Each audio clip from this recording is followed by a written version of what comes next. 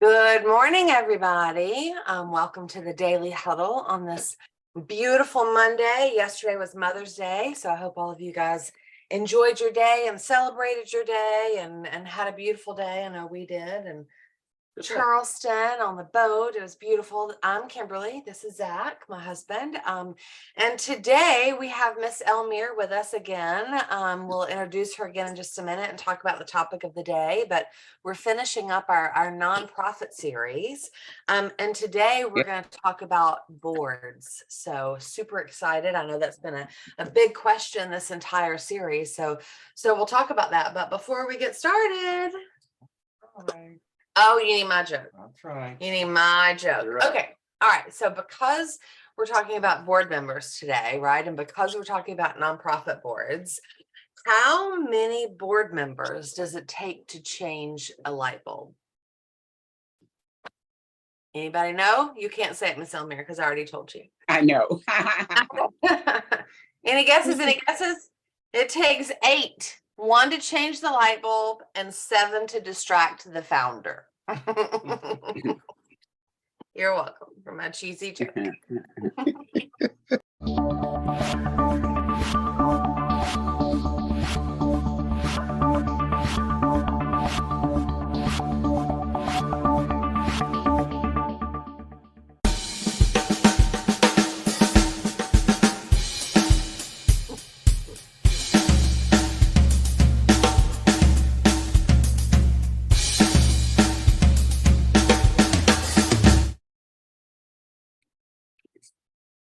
All right. Well, again, like Kimberly said, welcome back to the Money Monday on the Daily Huddle. As we normally get started, let's go around the screen here and ask a few questions so we all get focused on where we are and what we're supposed to be doing here. So, Rashida, you're there. I'm going to pick on you. What time is it, and what are you grateful for today? Time is now, right now. And I'm grateful to be here one more day to the calendar. And I love it when the universe gives me this challenge. It's so nice to be here with you all guys. And I'm very grateful to share space with you all guys. And with that, I'm out. Well, thank you for starting our Money Monday with your energy. Very, very much so. All right. Gio, where are you and who will you hug today? Morning. I am here. And who would I hug today? I'm going to hug a client of mine. Oh, there you go. Super nice. All right. And Stacy, how are you? Hey, good morning, Daily Huddle family. How am I? I am how I say I am, right? And at this very moment, and for this entire day, I choose to be at peace. Awesome. All right. Well, thank you. And thank you all for being here this morning. And thank you, Miss Elmire, for being here for the last 3 Mondays, 4 actually. This is the 4th. I stole a month of Mondays. So she has been absolutely fantastic, and I've gained a wealth of knowledge, as I hope you guys have too. And so let's talk today as we go forward about boards. And I know, Kimberly, you want to give her a formal introduction. I'll give her a formal introduction. So first of all, her birthday was last week. So we want to say happy birthday. Thank to you. I know you celebrate for the month, but it's always good to hear it. Right? Yeah. So congrats to you for that. But our question of the day today is, how do I have a productive, pleasant board volunteer conversation? So as we're finishing up our nonprofit segment, we've talked a lot about nonprofits, and Miss Elmire is an absolute expert. I'm going to read you guys her bio in case you haven't met her before, you haven't heard me introduce her before, just so you know her background, because it's fascinating and extensive. So our expert guest, Miss Elmire Raven, is the owner of Get It Right with Raven, LLC. She currently which provides consulting to nonprofits as a troubleshooter in the area of board development. So she is definitely an expert guest on our conversation today. She's a former executive director of My Sister's House from February 1991 to May of 2017. Previous work experience is as follows: Director of Volunteers of Public Relations for My Sister's House from 1989 to 1991, Allocations Director for Trident United Way, and Police Sergeant for Georgia State University. Issues and family violence can't even speak today, coordinator at Trident Technical College from February 2004 to January 2005, and part-time faculty in the Human Services Department from January 05 to December of 2010. Her education is as follows. She attended Webster University, received her master's in counseling, postgraduate studies, 58 hours in nonprofit administration, Bachelor of Social Work, and Bachelor of Science in criminal justice, all from Georgia State University in Atlanta, Georgia. Ms. Raven has held numerous board positions on numerous boards and has received many honors and awards. And she is also a survivor of domestic violence.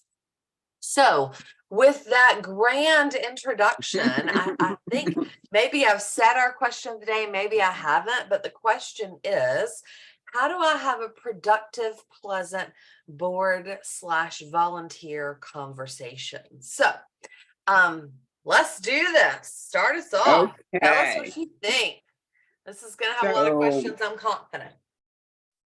So I think when we started the first series, someone wanted to know about a board led nonprofit versus an executive led nonprofit.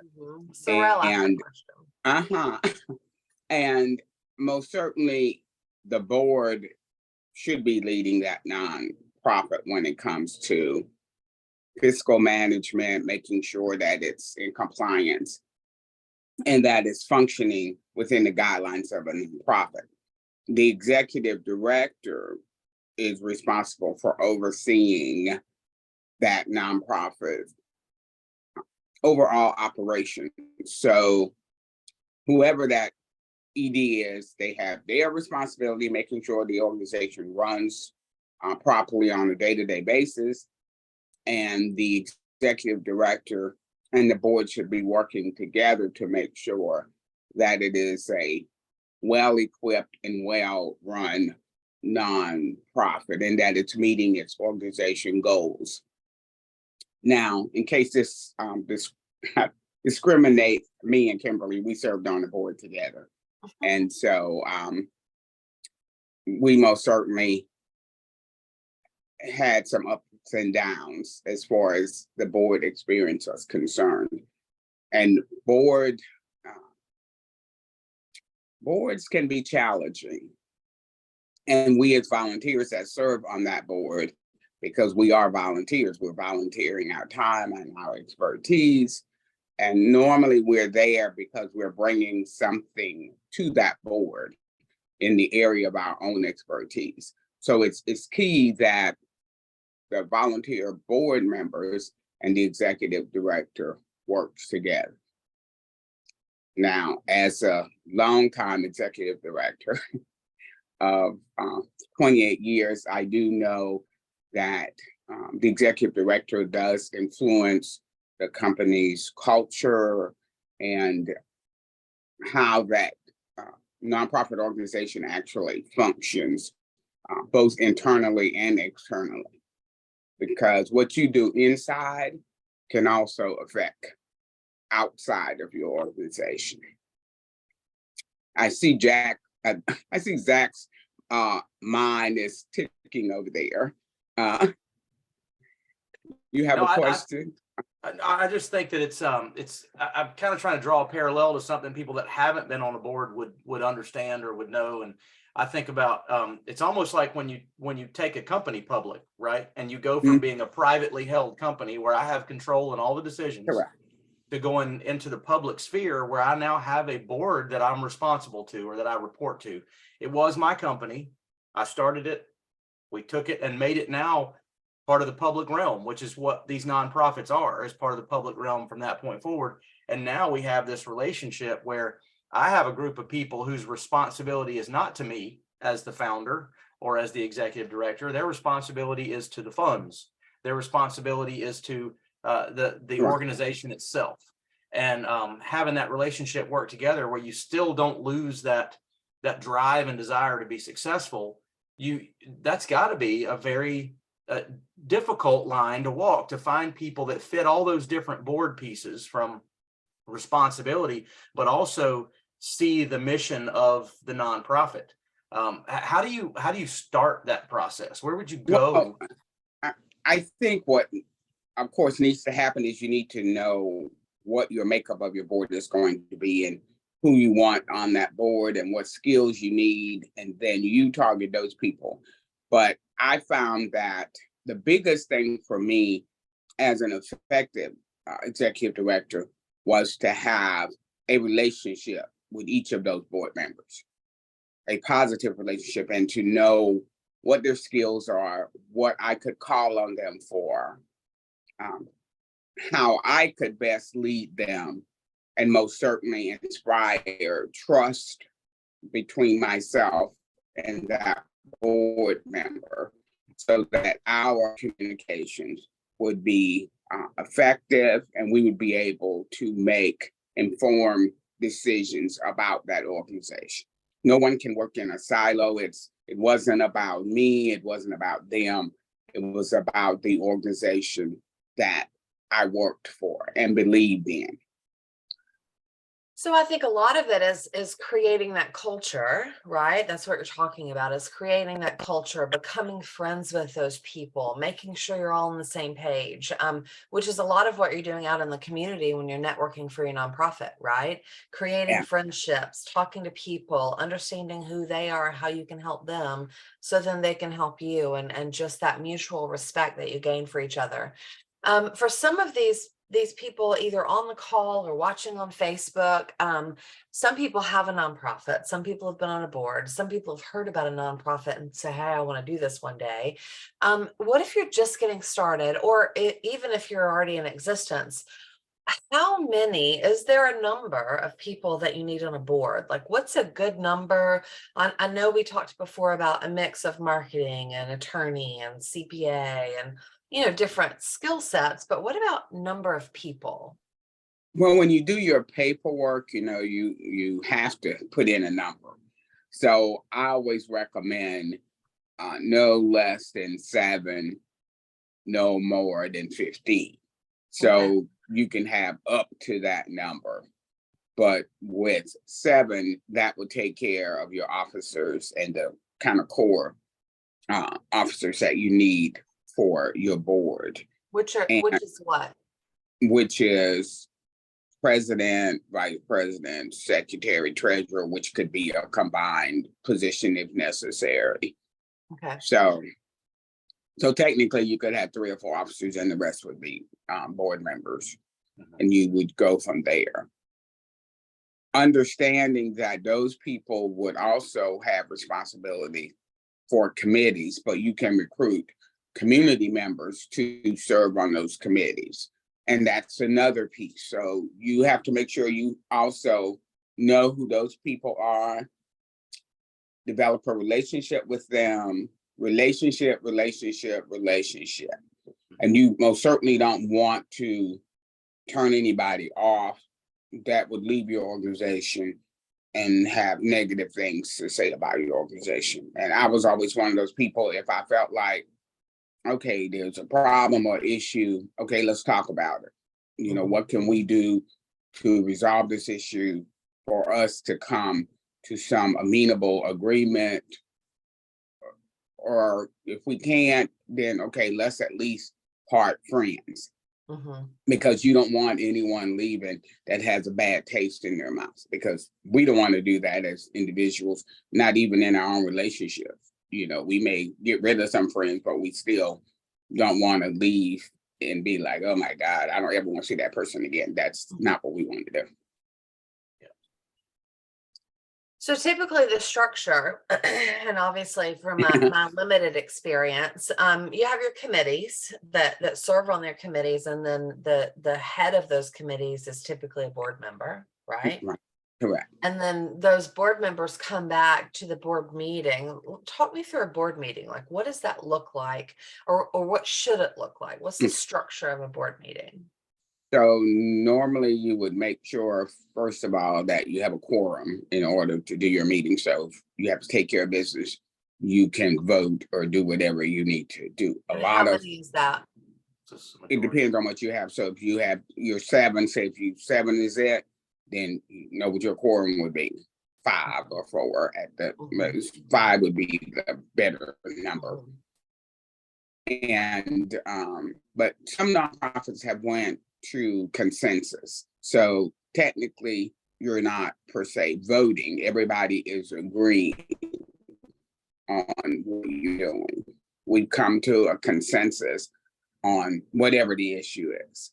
Now, if somebody is not in agreement, then of course we're documenting that in the minutes, and you need to have minutes from every meeting, because with every nonprofit, there's things you need to comply with, and having someone take minutes is one of those things. So then your committees would report on whatever they're doing. If they have a report, if they've met, which they should have, your executive director will give you an update. You get information on your financial situation and any other upcoming activities, events, fundraisers that your organization may have going on. So it's really kind of an overview of what's happening within that nonprofit. Because And everybody's responsible for their different segments. Right. Everybody's responsible for their different segments, and hopefully everybody is engaged in what's happening. Now, I will tell anyone, if you have a board meeting and none of your board members are engaged, nobody's asking any questions, that to me is a problem. Because either they don't care, they're not interested, or you're not clear about what's happening within your organization. I always had a staff member come so they would know who the staff members were, and they would tell what their job functions were. So the board would also get to know the staff members as well. At one board I serve on, we do what we call a mission moment, where we talk about some client and their success and what the organization has done for them. I think you just keep looking at me. No, I think that's big, right? To continue to bring everybody back to center and stay focused on the mission and what the organization's trying to do, and hear real live examples from real live people of success stories. I think success stories in any organization, whether it's a nonprofit or a business or anything that you're doing, is super important. Very much so. I remember we did a couple, I don't know that I guess maybe board retreats, but when our moment together, a lot of it was over COVID, so it's different, right? It's a little weird. Yeah. But I remember the last thing that we did as an organization, other than just a board meeting, was the strategic plan. Right. And I really enjoyed that. Like, I felt like that day everybody connected and everybody meshed and everybody was thinking and dreaming for the organization, right? And really putting their best effort in place. So how often should you do something like that, whether it's strategic plan or just getting everybody together so they know each other, right? Because a lot of times people on the boards, they don't know each other other than sitting in that one room. Most nonprofits do have an annual retreat. I've served on state boards and local boards, and almost all of them have an annual retreat that is more than a few hours. Like a lot of them are a day and a half or 2 days. At that time, you would review your strategic plan, not necessarily changing it, but so you can see where you are in your strategic plan. Maybe it's something that you said you were going to do, And over that year, you realize, oh, this is outside of our mission. Maybe we're not going to be able to accomplish this. And you can go back and make some adjustments. But it also gives you the opportunity to look at what you have accomplished. And if you set those goals for that year, okay, we did accomplish this. And if you didn't, then you need to go back and say, okay, this is what we're going to accomplish this year at the top of the list of priorities. But part of the director's job is to help the board to remain hyper-focused and accomplish that strategic plan. Can't be all over the place. Right. And not accomplishing anything. Right. You're just going around in circles. Hey, do you have any questions? You want to open it up to the group? Or? I mean, I know that I hope there's some questions from the crowd. I'm to me, one of the most impressive things I haven't been on nonprofit boards per se. I've been on a couple of different charter school boards from an educational standpoint. And it's always been fascinating to me, the talent and skill that have been brought into that room, donating their time and their expertise. And so that's always, when I go in there and sit down, I just wonder how, why, and then I think, talking to Miss Elmire this morning about the fact that your nonprofit is going to need the same things that you do as an individual. You're going to need some good financial advice. You're going to need some good financial management and money, oversight. You're going to need some good dreamers and directors and people that have that. And so some friends. Yeah, I think it's like she said, it's a relationship with people that are doing those same things, probably for you personally in life, that you can ask to support the nonprofit. But I also think that what people fail to forget is that as a volunteer on a nonprofit board, you do come with your own set of skills. On most of the boards I've served on, I have ended up being an officer of some kind. So as the officers, you're also there leading your fellow board members, but also helping to lead that executive director as well. So those folks that are officers, you're kind of coming with a few more skills because you are the people that the other board members are looking at for guidance as well. So you can't be a non-functioning board member as an officer either, because that creates chaos as well. And then of course, all boards and nonprofits do fundraisers. So while that is the executive director's role to organize and manage those fundraising efforts, as volunteer board members, it is your role to help accomplish those goals. Now, I will be the first to say, I've never been shy about fundraising or asking people for anything. So I'm the kind of person that people want on their board because, I'll be in the restaurant and that somebody. Bring in the money. Well, we're getting ready to have an event on Thursday. I'm like, okay, I need some silent auction items. What can you give me? So, I mean, you got to have those kind of people. Yeah. Because otherwise, you're not going to be able to accomplish the goals that you need. Right. Well, I see that we have a hand raised, so I'm going to turn it over to Sorrel and see what questions he has. Good morning. Good morning, Ms. Elmire. Thank you so much Hi. for being here again.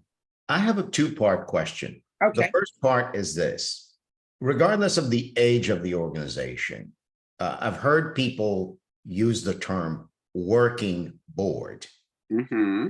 Would you ever recommend going for a long time without an explicit executive director, but only a working board where the president of the board is also playing the function of the executive director? I think that's a disaster waiting to happen. Primarily because it's difficult to do both roles. When I decided to retire, I gave a 5-year notice and we had a 5-year strategic plan to move forward. So I was a long-term director. Some people wanted me, once I retired, to be a board member. I said, absolutely not. Because I think I would have been a pain in the butt for the person that took my place. Because I had my way of doing things, and hopefully I expected her to have her way of doing things. So as president of a board or chair of a board, which I have been, I would not want to function as an executive director because you also have staff. I think it's somewhat confusing in the community if you're saying I'm president of the board, but I'm also functioning as the executive director. I think, and I'm not even sure if that's something legally a nonprofit can do based on nonprofit structures. So I would say it's probably not a good idea. I think it could go for a while as you're trying to hire somebody, but not long term. Yeah. And in the short run, let's say the organization doesn't have the funding to pay for the salary of the executive director. Have you ever been part of organizations where the executive director volunteers or takes a stipend of some sort to create that separation? Interesting, you should ask that. When I first became the executive director, even though I was there already as the director of volunteers, I was not directly involved with funding.